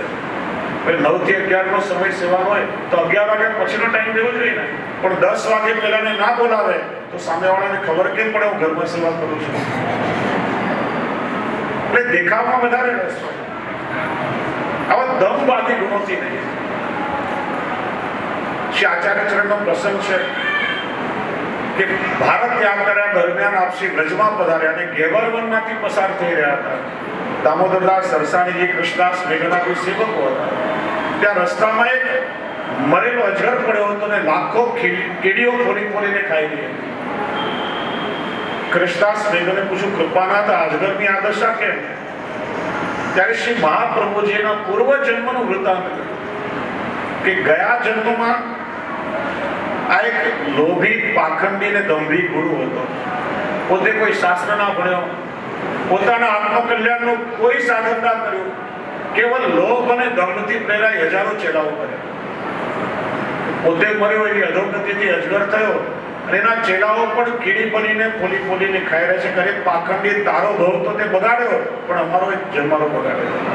એની દશા ન થાય એટલા માટે શ્રી મહાપ્રભુજી સાવધાન કરે છે. નરમ, આ વિવેક પણ આજે થોડું સમજવું જોઈએ. નર શબ્દ નર વ્યક્તિવાચક પણ છે અને નર પુરુષવાચક શબ્દ પણ છે. ગુરુ એ પુરુષ પરંપરાનો આચાર્ય હોવો જોઈએ. શાસ્ત્રમાં આપણે ત્યાં હિન્દુ પરંપરામાં સ્ત્રીઓને યજ્ઞોપવિત દ્વારા દ્વિજત્વની પ્રાપ્તિ નથી. એટલે વેદોક્ત કે શાસ્ત્રોક્ત દીક્ષા દેવાનો અધિકાર અને વ્યાસપીઠ પર બેસીને વ્યાસ પદ્ધતિથી કથા કરવાનો અધિકાર સ્ત્રીઓને ક્યારે પ્રાપ્ત નથી. સ્ત્રીઓ કોઈ યજ્ઞ કાર્ય કરે તો પોતાના પતિની સાથે કરી શકે, સ્વતંત્ર અધિકાર નથી, કેમ કે મેં યજ્ઞોપવિત નથી. સ્ત્રી ઉપદેશક હોઈ શકે, સંત હોઈ શકે, વ્યાખ્યાન કરી શકે, શિક્ષક હોઈ શકે, પણ દીક્ષા આપવાનો અને વ્યાસપીઠ પર બેસીને કથા કરવાનો અધિકાર નથી. ઘણી જગ્યાએ આજે સ્ત્રીઓ આ પરંપરાથી કથા કરી રહી છે, એમને રજસ્વલા ધર્મ પણ આવતો નથી. એ કથા સાંભળનારને ફળ તો ના મળે, ઉલટું પુણ્ય કર્મ હોય. આ વિવેક થોડો આપણી અંદર હોવો જોઈએ કે શું કરવું જોઈએ, શું ના કરવું જોઈએ. આપણે ત્યાં પણ આજે ઘણા ભોજીઓ કે બેટીજીઓ બ્રહ્મ સંબંધ આપે છે, ઠાકોરજીની સેવા પુષ્ટાવી દે છે. તે પણ બિલકુલ અયોગ્ય પરંપરા છે. ગુરુ પરંપરામાં બે પરંપરાઓ સ્વીકાર્ય છે, ગુરુ શિષ્ય પરંપરા અને વંશ પરંપરા. ઘણા સંપ્રદાયોમાં ગુરુ શિષ્ય પરંપરા છે, જ્યાં ગુરુ ગાદી માટે કોઈ યોગ્ય શિષ્ય હોય તેનું જ્ઞાન, એની ગુણવત્તા, ક્વોલિફિકેશન આ બધું જોઈ અને ગુરુ ગાદી માટેનું ચયન થાય. એ પછી સંન્યાસી પરંપરામાં બ્રાહ્મણ, ક્ષત્રિય, વૈશ્ય કોઈ પણ વર્ણ હોઈ શકે. અને આજનું આનુવંશિક વિજ્ઞાન, જીનેટિક સાયન્સ પણ એક વાત બહુ સ્પષ્ટ કરે છે કે અમુક પ્રકારના માણસના રોગ, સ્વભાવગત દોષો, ઘણી બધી વસ્તુઓ સીધી રક્તબીજની પરંપરામાં હેરિડિટરી આનુવંશિક એની ઉતરે છે. જેમ કે કોઈને ડાયાબિટીસ હોય તો ડોક્ટરે હિસ્ટ્રી ચેક કરે તમારા પિતા અને માતાને કોઈ હતું કે નહીં, કેમ કે એ વારસાગત રોગ હોય. ઘણા લોકો એવા છે. એમ ઘણા સ્વભાવગત દોષો પણ વારસાગત મળતા હોય છે. એટલા માટે આપણે પુષ્ટિ માર્ગીય પરંપરામાં બંનેનું સાથે સ્વીકારીએ છીએ. શ્રી મહાપ્રભુજીની વંશ પરંપરામાં સર્વોત્તમજીમાં શ્રી ગુસાઈજી આજ્ઞા કરે છે, સ્વવંશેષતા પિતા છે સ્વમાત્મ. શ્રી મહાપ્રભુજી પોતાનું અશેષ માર્ગને વંશમાં સ્થાપિત કર્યું છે. અને વંશ પરંપરા પુત્રથી છે, પુત્રીથી નહીં. દીકરી પરણીને સાસરે જાય તો બીજાના વંશનો વર્ણન કરે. વંશ પરંપરા પુત્રથી છે.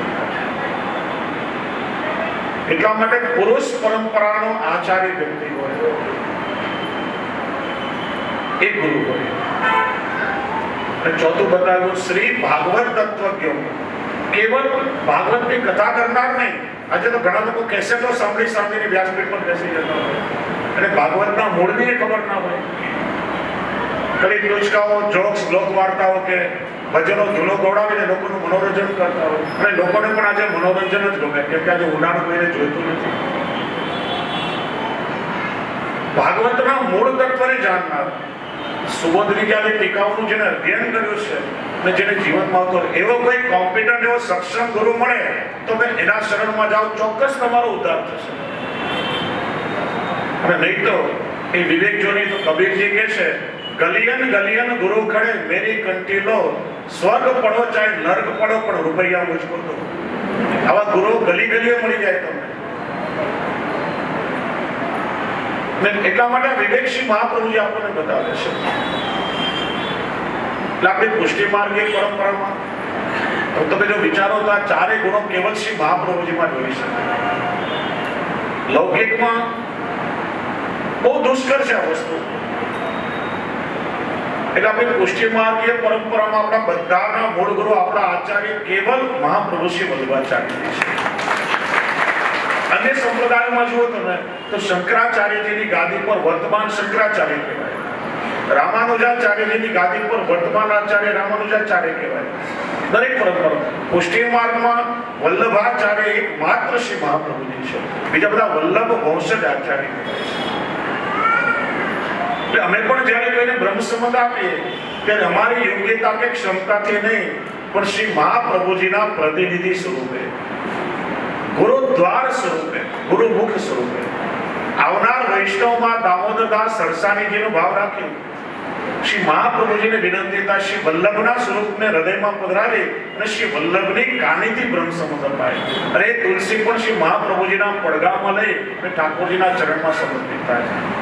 હે કૃપાનાથ, શ્રી વલ્લભની આડીથી આ જીવના પતિ કાઢો, કેમ કે ઠાકોરજી તો શ્રી વલ્લભથી બંધાયેલા છે.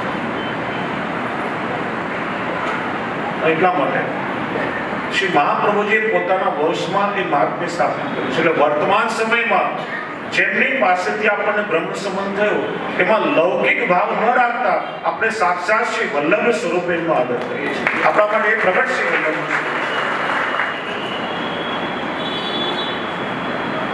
થોડા પ્રોટોકોલ સમજવા જોઈએ કે અન્ય પરંપરાઓમાં શિષ્ય પોતાના ગુરુને ભગવત સ્મરણ કરાવે.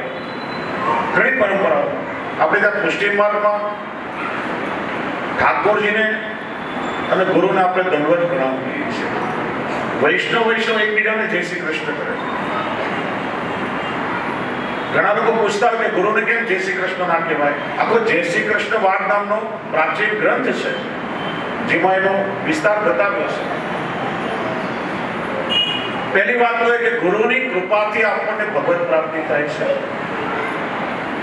એ સેવકને અધિકાર નથી કે ગુરુને ભગવત સ્મરણ કરાવી શકે, કેમ કે ભગવત સ્વરૂપનો બોધ તો આપણને ગુરુની કૃપાથી મળે.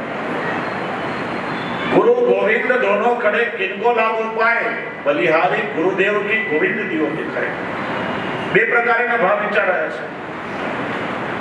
ગુરુ અને ગોવિંદ બંને ઉભા છે તો પ્રથમ વંદન કોને કરું કે ગુરુદેવને, કેમ કે એની કૃપાથી ગુરુ મળ્યા. અને બીજો ભાવ કે ગુરુને ગોવિંદ બંને ઉભા છે, હું ગુરુને વંદન કરવા ગયો પણ બલિહારી ગુરુદેવ કી ગોવિંદ દિયો દિખાય. ગુરુદેવની કૃપાથી એને મને પ્રભુ તરફ આંગળી ચીંધી ને પ્રભુની સન્મુખ કરી દીધો. શ્રી મહાપ્રભુજીનો પ્રસંગ છે. મુકારમીની સામે સુંદર શિલાના બેઠક જે છે ત્યાંનો આ પ્રસંગ છે કે દામોદરદાસજીના ખોળામાં મસ્તક રાખી શ્રી મહાપ્રભુજી પોડી રહ્યા હતા. શ્રીનાથજી બાબાની ઈચ્છા થઈ કે મને શ્રી વલ્લભને મળવું છે, તો મંદિર પરથી પ્રભુ નીચે પધાર્યા અને ઠાકોરજીએ ચરણારવિંદમાં સુવર્ણના ઘૂઘરીવાળા નુપુર ધારણ કર્યા હતા. છમ છમ મધુર ધ્વનિ થઈ રહ્યો હતો. દામોદરદાસજીએ વિચાર્યું કે શ્રીજી બાબા નજીક પધારશે તો આ નુપુરના ધ્વનિથી શ્રી મહાપ્રભુજી જાગી જશે, આપણે પરિશ્રમ થશે. હાથનો ઈશારો કરી દૂર ઠાડા રહેવાનો સંકેત કર્યો. અને પ્રભુ તો અંતર્યામી છે, ભક્ત વત્સલજીના હૃદયનો ભાવ જાણતા હતા. દૂર ઠાડા રહ્યા. શ્રી મહાપ્રભુજી જ્યારે જાગ્યા નિદ્રામાંથી અને દૂર ઠાડા પ્રભુના દર્શન કર્યા, બધું જાણ્યું. દામોદરદાસજીને મીઠો ધક્કો આપ્યો. અરે દમલા એ તેને કામ કર્યો, પ્રભુ કો પરિશ્રમ દીધો. ત્યારે હાથ જોડી વિવેકથી વિનંતી કરી, કૃપાનાથ દાન કરો કે દાતા કરો. દાન મોટું કહેવાય કે દાતા? કોઈ દાતા હોય તો દાન આપી શકે, પણ કોઈ દાતા ન હોય તો દાન કોણ આપે? અન્નદાન, વસ્ત્રદાન, સુવર્ણદાન, ભૂમિદાન કોઈ પણ આપે, પણ સર્વોત્તમ જેમાં શ્રી મહાપ્રભુજીનું નામ છે અદેય દાન દક્ષ. અદેય જે કોઈ ના આપી શકે કે બ્રહ્મ સંબંધ થતો પોતાનું સર્વસ્વ. કેમ કે શ્રી વલ્લભ તો ગોડ ભાવ્ય સ્વામીની પ્રગટ કૃષ્ણ અવતાર. સ્વામીજીનું ભાવાત્મક સ્વરૂપ ને સ્વામીજીનું સર્વસ્વ એટલે એમના પ્રાણ શ્રેષ્ઠ પ્રભુ. જ્યારે ઠાકોરજી પધરાવે ત્યારે કે હમ અમારો સર્વસ્વ તુમકો દે રહે. પોતાનું સર્વસ્વ ઠાકોરજી સેવ્ય સ્વરૂપે પધરાવે આપણા માટે. અને એ ભગવત સેવા દ્વારા એ પ્રભુને માણવાનો પ્રકાર શ્રી વલ્લભે બતાવ્યો છે. જો શ્રી મહાપ્રભુજીથી પેલા ઘણા સંતો મહાપુરુષો આચાર્યો થયા. ઘણાએ કહ્યું ચાલો અમે તમને ભગવાન સુધી પહોંચાડીએ. શ્રી મહાપ્રભુજી એકમાત્ર આચાર્ય છે આપણે આગળ કરીએ, ના મારે તમને કોઈને ભગવાન સુધી નથી પહોંચાડવા, પણ સાક્ષાત ઠાકોરજીને તમારા ઘરમાં પધરાવી એક એક વૈષ્ણવનું ઘર નંદારે બનાવ્યું અને એક એક વૈષ્ણવના ખોળામાં પ્રભુને ખેલતા કરી દો. પ્રભુના નિત્ય લીલા ધામ સુધી જવાનો પરિશ્રમ વૈષ્ણવને નથી કરવો. અન્ય સંપ્રદાયમાં ભગવત પ્રાપ્તિ સુધીનો પ્રકાર બતાવ્યો. મારો તમને ભગવાન મળ્યા એટલે ફળ મળી ગયું. અને શાસ્ત્ર કહે છે કે જેને ભગવાન મળ્યા, ભગવાનના દર્શન થાય એને ફરી જન્મ ના લેવો પડે, એને મોક્ષ મળી જાય. શ્રી મહાપ્રભુજી એનાથી આગળ પ્રકાર બતાવ્યો. પ્રભુ તો તમને મળ્યા, પણ તમે પ્રભુને માણી કઈ રીતે છે? હું તમને પ્રશ્ન પૂછું વૈષ્ણવ કે પુષ્ટિ માર્ગનું પરમ ફળ શું? સેવાનું ફળ શું? સેવા જ ફળરૂપ છે, પણ સેવાનું ફળ શું? શા માટે સેવા કરો છો? પુષ્ટિ માર્ગનું પરમ ફળ શ્રી મહાપ્રભુજી બતાવે છે ભગવદ રસાનુભૂતિ. સેવા કેવળ ક્રિયાત્મક નથી, એ સેવા દ્વારા તમે ઠાકોરજીના સ્વરૂપાનંદની અનુભૂતિ કરી શકો. એ રસો વૈશ્વ પ્રભુની રસાનુભૂતિ કરી આ દેહ ઇન્દ્રિયથી પ્રભુને તમે માણી શકો. એ માર્ગ શ્રી વલ્લભે બતાવ્યો છે. ભગવાનના દર્શન થઈને મોક્ષ મળી જાય. જીવ બ્રહ્મમાં લીન થઈ ગયો. જન્મ મરણનું દુઃખ દૂર થયું, પણ એમાં કોઈ સુખની પ્રાપ્તિ નથી. તમે જાતે ગોળનો રવો કરી જાઓ તો ગોળનો સ્વાદ ના મળી શકો. એથી ગોળ તો ગોળથી જુદા રહીને માની શકાય. એમ પ્રભુ મળ્યા પછી એ પ્રભુને તમે પામી શકો, એને અનુભવ કરી શકો, એ માર્ગ શ્રી વલ્લભે બતાવ્યો છે. ભગવાન કઈ રીતે મળે તો ઘણાએ બતાવ્યું, પણ જુઓ, મેળવવું અને પામવું આ બંનેમાં બહુ ફરક છે. કોઈ વસ્તુ તમને મળી હોય ને એ કાયમ માટે તમારી ના કહેવાય, એ બીજા કોઈની હોઈ શકે, પણ તમે એને પ્રાપ્ત કરી લો, પામી લો, પછી એ કાયમ માટે તમારી થઈ જાય. એ હું તમને બધાને પૂછું કે શ્રી વલ્લભની કૃપાથી ઠાકોરજી તમારા માથે બિરાજે છે, તમને મળ્યા, પણ તમારામાંથી કેટલાય પામી લીધા? ભાગવતીનો પ્રસંગ યાદ કરો, રાસ પંચાધ્યાયમાં લઘુરાસ પછી, લઘુરાસ તો એટલે ગોપીજનોને ઠાકોરજી મળ્યા, પણ લઘુરાસ પછી સૌભાગ્ય મદ આવ્યો કે પ્રભુ તો એ પૂર્ણ રૂપે અમારે આધીન છે, અમે જેમ કહેશું એમ કરશે. હવે પ્રભુ જો રાસ આગળ કરવો હોય તો આપ અમને વિનંતી કરો, અમારા ચરણમાં પડો. જ્યાં સૌભાગ્ય મદ આવ્યો ઠાકોરજી અંતર્ધાન થઈ ગયા, મળ્યા ખરા પણ પામી ના શકાય.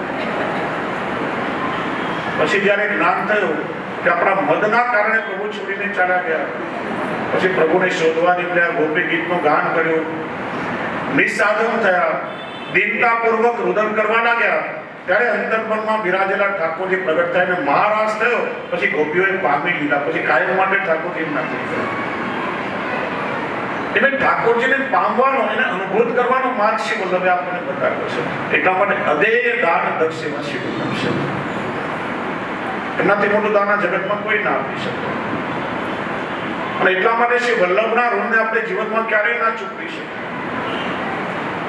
તો જે પ્રોટોકોલ આપણે સમજતા હતા કે ગુરુને જો તમે જય શ્રી કૃષ્ણ કરો તો આ ગુરુ જુદા છે અને ઠાકોરજી જુદા છે, ત્યાં ભેદ બુદ્ધિ આવે. સુરદાસજીને આપણે જોઈએ તો અંતિમ સમયમાં શ્રી ગુસાઈજી કૃપા કરીને દર્શન લેવા બોલાવ્યા. એની ટેક હતી 1.25 લાખ પદોની રચના કરવી. 1 લાખ પદો રચાઈ ગયા ને ત્યાં ઠાકોરજીની આજ્ઞા થઈ નિત્ય લીલામાં પધારવાની. 25,000 પદોનો સંકલ્પ બાકી છે, ત્યાં સ્વયં શ્રીનાથજીએ પોતે 25,000 પદો પૂરા કર્યા. પુસ્તક ખોલ્યું તો 1.25 લાખ પદો, જેમાં સુર શામની છાપ આવી છે. શ્રી ગુસાઈજી દર્શન લેવા પધાર્યા ને કોઈએ પૂછ્યું કે સુરદાસજી, તમે 1.25 લાખ પદોમાં શ્રીનાથજીના ગુણગાન ગાયા, પણ તમારા ગુરુ શ્રી વલ્લભના તમે શું ગુણ ગાયા? ત્યારે સુરદાસજી બહુ સુંદર કહ્યું, ન્યારો દેખતો તો ન્યારો ગાતો. મેં બંનેને જુદા માન્યા હોય તો જુદા ગુણગાન ગાઉં ને. મેં તો શૃંગાર ધરતા પણ શ્રી વલ્લભના દર્શન કર્યા અને શૃંગાર ધારણ કરતા પણ શ્રી વલ્લભના દર્શન કર્યા. સામગ્રી ધરતા પણ શ્રી વલ્લભનો અનુભવ કર્યો અને ભોગ અરવતા પણ મને શ્રી વલ્લભના દર્શન થયા. મેં તો શ્રીનાથજીને શ્રી વલ્લભમાં ક્યારેય ભેદ માન્યો જ નથી. શ્રી ગુસાઈજીના ચરણ પર હસ્ત પધરાવીને જુઓ, દ્રઢ ઇન ચરણ. ચરણ કોના છે? શ્રી ગુસાઈજીના. શ્રી વલ્લભ નખ ચંદ્ર ચકાવી સ્મરણ શ્રી વલ્લભનું થઈ રહ્યું છે. હવે સોર કહા કહે દ્વિવિધ આંધળો વિના મોલકો છે. ગુરુમાં અને પ્રભુમાં જે ભેદ બુદ્ધિ રાખે તો સદા માટે આંધળો છે, મેં ક્યારે ભેદ માન્યો નથી. એટલા માટે આ વાત ધ્યાનથી સમજો. સેવકને જો ગુરુમાં ભગવત ભાવ હોય તો જ એ ગુરુની કૃપાને પચાવી શકે. એમ સામે ગુરુની જવાબદારી છે કે પોતાના શિષ્યને પોતાના સ્વાર્થ માટે ઉપયોગમાં ન લેતા ઠાકોરજી સુધી પહોંચાડવાની ગુરુની જવાબદારી છે. આ બંને પોતાની જવાબદારી નિભાવે ત્યારે શિષ્યનો ઉત્કર્ષ થાય. એક પણ જવાબદારી જો ચૂકે તો ઉદ્ધાર ન થાય. એટલે ગલિયન ગુરુ કડેમાં ગુરુ મળે, પણ વાસ્તવમાં જો શ્રી મહાપ્રભુજી સ્વયં ભગવત વંદા છે, પણ આજ્ઞા શું કરી? કૃષ્ણ સેવા સદા લાગ્યા. સર્વદા સર્વભાવેન ભજનીય પ્રજાતિ. હે વૈષ્ણવ, આ ઠાકોરજીની સેવા તમારો ધર્મ છે અને એનાથી તમારો ઉદ્ધાર થશે. આ સેવામાં શ્રી વલ્લભે બતાવ્યું. એટલા માટે આપણા પરમ ગુરુ છે. સેવકનો ધર્મ છે કે ગુરુમાં સાક્ષાત ભગવત ભાવ રાખવો જોઈએ. એટલે આપણે ગુરુને જય શ્રી કૃષ્ણ નથી કરતા. અને એની સામે બીજો પ્રોટોકોલ કે કોઈ વૈષ્ણવને આ પ્રોટોકોલની ખબર ના હોય અને અનાયાસે કોઈ અમને જય શ્રી કૃષ્ણ કરે તો અમારે પણ સામે જય શ્રી કૃષ્ણ કહેવા જોઈએ. નહીં તો ભગવત નામની અવગણના કરવાનો અપરાધ અમને લાગે. કેમ કે કોઈ ગુરુ પોતાના માટે ગુરુ નથી, શિષ્ય માટે ગુરુ છે. ભગવાન એ ભક્ત માટે ભગવાન છે, કોઈ પોતાનો ભગવાન ના હોય. રાજા એ પ્રજા માટે રાજા છે, એક પરિવાર માટે રાજા નથી. એમ વૈષ્ણવે ગુરુમાં ભગવત ભાવ રાખો, પણ ઠાકોરજી તો અમારા પણ ઠાકોરજી છે. તો અમે સામે જય શ્રી કૃષ્ણ ના કહીએ તો એ ભગવત નામની અવગણનાનો અપરાધ લાગે. બહુ નાના નાના પ્રોટોકોલ છે, વૈષ્ણવે ધ્યાનમાં રાખવા જોઈએ. આપણે ચર્ચા કરી રહ્યા છીએ કે ગુરુ એ પ્રભુના જ પ્રતિનિધિ સ્વરૂપ માનવામાં આવે છે, અને એની કૃપાથી જ આપણે ઠાકોરજી સુધી પહોંચી શકીએ. બીજું કોઈ સાધન આ જગતમાં નથી. એટલા માટે આપણે સૌ ભાગ્યશાળી છીએ કે આપણા ગુરુ, આપણા આચાર્ય સ્વયં ઠાકોરજી પોતે જ આપણને ગુરુના રૂપમાં પ્રાપ્ત થયા છે. શ્રી વલ્લભને સાક્ષાત ભગવત સ્વરૂપે આપણે સેવીએ ત્યારે પણ હરિગુરુ કે વૈષ્ણવમાં દોષ બુદ્ધિ ના લાવીએ. હંમેશા એ હરિગુરુ વૈષ્ણવ પ્રત્યેનો અલૌકિક ભાવ આપણા હૃદયમાં બને. અને આ પ્રસંગે આપણે મેં કહ્યું ને, ગુરુનું ઋણ ચૂકવી ના શકીએ, પણ શ્રી વલ્લભની આજ્ઞાનું અનુસરણ કરે. હું છેલ્લે એક પ્રશ્ન પૂછું બધાને, તમારામાંથી શ્રી વલ્લભને તમે કેટલા લોકો માનો છો? હાથ ઊંચા કરો. બધા માનો છો ને? નહીં છોકરો. હવે મને કહો કે શ્રી વલ્લભનો કેટલા માનો છો? એ હાથ ઊંચા કરો. વલ્લભને આપણે બધા માનીએ છીએ, પણ વલ્લભનું માનતા નથી. એ તો કે બાળક કહેવાય, કીધા કરે, પછી ત્યાંથી આપણે ઉદ્ધાર થાય. જો આપણે શ્રી વલ્લભને માનતા હોઈએ તો શ્રી વલ્લભની આજ્ઞા પાળવી આપણી જવાબદારી છે. ભલે સમય અનુસાર બધી આજ્ઞા ના પાડી શકીએ, પણ જેટલી આપણાથી પાડી શકાય, જેટલું આપણાથી બની શકે. સ્વધર્માચરણમ શક્યા વિધર્માંશ નિવર્તનમ, શ્રી વલ્લભની આજ્ઞા છે કે તમારી શક્તિ પ્રમાણે તમે જેટલું થઈ શકે ધર્મનું આચરણ કરો. ધર્મ એ માતા પર નાખેલો બોજો નથી, કે વેઠ નથી, કે ભાર તમારે વહન કરવાનો છે. જે તમારાથી, તમારું શરીર જેટલું ખમી શકે, સમય અનુસાર તમે ચાલી રહ્યા છો. આ સમયમાં જે જે વસ્તુઓ શક્ય થાય, જે દેશમાં તમે રહો છો ત્યાંની જે વ્યવસ્થા છે, જે મેં જે આચાર વિચાર પાડી શકો. આર્થિક પરિસ્થિતિ એવો નહીં કે બીજાનું દેખાદેખી, ફલાણાએ સોનાની કટોરી દે તો મારે ધરવી જોઈએ, એકલા દાતણવાળી દશા થાય નહીં. દેશ કાળ, શારીરિક પરિસ્થિતિ, આર્થિક પરિસ્થિતિ, આ બધાની વ્યવસ્થા વિચાર કરી જેટલું આપણે પાડી શકીએ, આચરણ કરી શકીએ તો કરવાનો આગ્રહ. શ્રી વલ્લભની આજ્ઞાનું અનુસરણ કરીએ, એ જ ખરા અર્થમાં શ્રી વલ્લભનો ઋણ ચૂકવું કહેવાશે. અને સાથે સાથે આપણા બાળકોને આગ્રહપૂર્વક આપણા ધર્મના સંસ્કાર આપીએ, આપણી પરંપરા સાથે જોડીએ.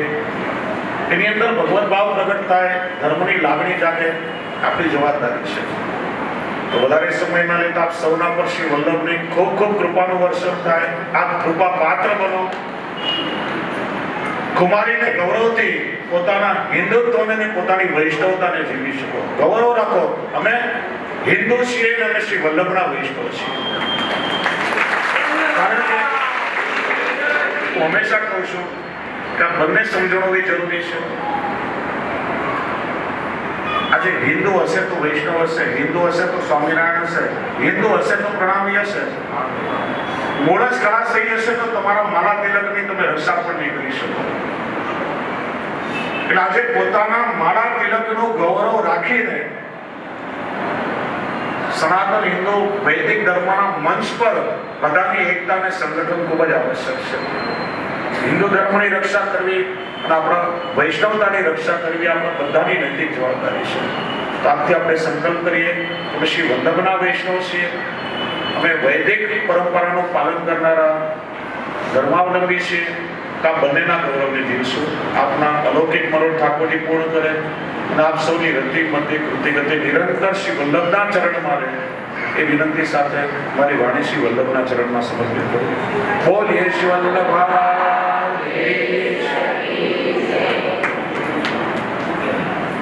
અને સાથે સાથે બધાઈ આપું.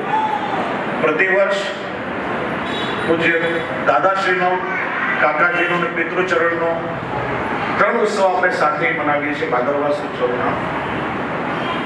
તો ભાદરવા સુદ એકમ, બીજ અને ત્રીજ 3 દિવસ મુંબઈમાં જે આયોજન હતું, ગાય સે ગોપાલ, તમે ગુજરાતીમાં ગાયથી ગોપાલ સુધી ગાયની સેવા કરવાથી ગોપાલની પ્રાપ્તિ કઈ રીતે થાય? આપણા વૈદિક પરંપરાને પુષ્ટિ માર્ગમાં ગાયનું શું મહત્વ છે? ગાયનું સામાજિક મહત્વ, સાંસ્કૃતિક મહત્વ, આર્થિક મહત્વ, ધાર્મિક મહત્વ, સાંપ્રદાયિક, આ બધાને સમજવાનો પ્રયત્ન કરશું.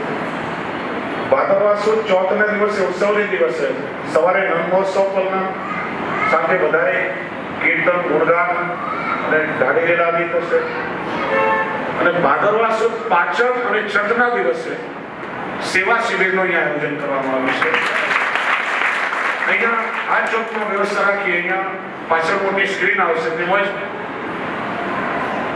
નીચે ગિરિરાજી બિરાજે છે અને ઉપર જ્યાં જપ મોટું છે ત્યાં વ્યવસ્થા કરશે. મોટી સ્ક્રીન મૂકવામાં આવશે કે જેનાથી જગાડવાથી લઈને કોડાડવા સુધીનો સેવાક્રમ, કઈ રીતે ઠાકોરજીને પધરાવવા, કઈ રીતે શૃંગાર કરવા, એ દિનચર્યાનો નિત્ય સેવાનો ક્રમ. અને બીજા દિવસે બાલ સ્વરૂપની, કાળા સ્વરૂપની, ચિત્ર સ્વરૂપના શિંગાર આદિ હલકાભારી શિંગારનો ક્રમ. આ બંને દિવસે પ્રેક્ટિકલ એનું માર્ગદર્શન વૈષ્ણવને મળશે, તો જેનાથી ખૂબ વિશેષ રુચિ અને ઉત્સાહથી તમે ઠાકોરજીની સેવા અને સુખરૂપ સેવા કરી શકો. તો દરેક વૈષ્ણવ ચોક્કસ નોંધ લેશો. બોલ દેશી વલ્લભ